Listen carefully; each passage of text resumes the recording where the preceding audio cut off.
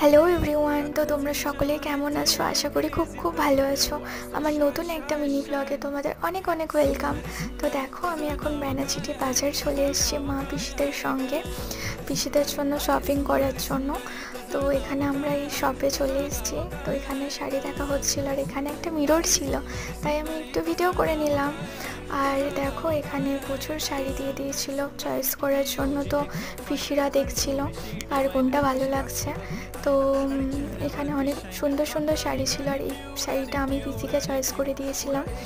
আর এখানে আমি বোর হয়ে যাচ্ছিলাম কারণ অনেকক্ষণ ধরে ছিলাম, আর এই শাড়িটা আমার বেশ ভালো লেগেছিলো।